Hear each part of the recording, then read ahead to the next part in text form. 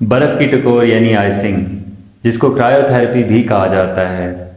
ये कौन सी कंडीशन में करनी होती है और इसके क्या फ़ायदे हैं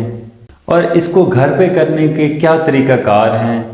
और ये करते हुए किन बातों का आपने ध्यान रखना होता है, कौन सी कंडीशन में आपने आइसिंग यानी बर्फ़ की टकोर नहीं करनी होती,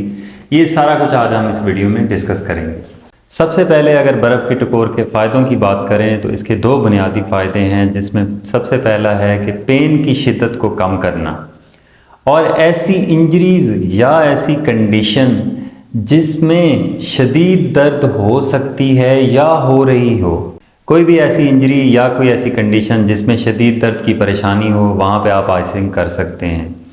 और इसके अलावा कोई ऐसी कंडीशन या कोई ऐसी इंजरी जिसमें सोजिश यानी इन्फ्लेमेशन के मनफी असरात को कंट्रोल करना मकसद हो, कोई भी मसल या लिगामेंट की इंजरी, उसके फर्स्ट 24 से 48 आवर्स के दौरान आप आइसिंग यानी बर्फ़ की टकोर कर सकते हैं। अब एग्जांपल ले लें, फ़र्ज़ करें पाँव की मोच है जिसमें एंकल ट्विस्ट हो जाता है, या पिंडली के मसल का टेयर है, या हैमस्ट्रिंग पुल हो जाता है, या कमर में बहुत ज़्यादा ज़ोर लगाने की वजह से, वज़न उठाने की वजह से अचानक से शदीद दर्द, उसमें भी आप आइसिंग कर सकते हैं। इसके अलावा कुछ अक्यूट इन्फ्लेमेटरी कंडीशंस हैं, जैसे रोमाटॉयड आर्थराइटिस की अक्यूट स्टेज है, क्योंकि रोमाटॉयड आर्थराइटिस इसमें रिमिटिंग रिलैप्सिंग सिम्टम्स होते हैं कि पेशेंट में अचानक से सोजिश के साथ साथ शदीद हाथों और पाँव के जोड़ों में तकलीफ़ स्टार्ट हो जाती है। उस कंडीशन में भी आप आइसिंग कर सकते हैं। इसके अलावा गाउट के अक्यूट अटैक में, जिसमें बहुत ज़्यादा पेन के साथ यकदम से सोजिश निकल आती है, ख़ास तौर पे पाँव के अंगूठे में और या घुटने में, उस कंडीशन में भी फर्स्ट 2 to 5 डेज़ आप आइसिंग कर सकते हैं, जो कि अक्यूट स्टेज के डेज़ होते हैं। अब आपने आइसिंग का बहुत ज़्यादा स्पोर्ट्स इंजरीज़ में इसका यूज़ देखा होगा, जिसमें आपने देखा होगा कि फिजियो जो हैं वो एक मैजिक स्प्रे जिसको हम बोलते हैं, जो कि फ्यूरियोमीथेन स्प्रे जिसको कहा जाता है, वो बेसिकली क्या करते हैं, कूलिंग इफ़ेक्ट प्रोड्यूस करते हैं अफेक्टेड एरियाज़ के ऊपर। अब घर पे बर्फ़ टकोर यानी आइसिंग करने के दो तरीक़ाकार हैं। डिपेंड करता है कि आपका जो एरिया है जिस पे इंजरी हुई है या जो कोई अफेक्टेड एरिया है उसका साइज़ कितना है। अगर तो स्मॉल एरिया है, जैसे हाथ है, पाँव है, कोहनी है, शोल्डर है, उसमें आपने आइस पैक बनाना है। आइस पैक घर पे बनाने का सिंपल तरीका ये है कि आप रेफ्रिजरेटर से आइस क्यूब्स लें। उन आइस क्यूब्स को आप घर में मौजूद सिंपल पॉलीथीन बैग में डाल लें, अच्छे तरीके से उसको बंद कर लें।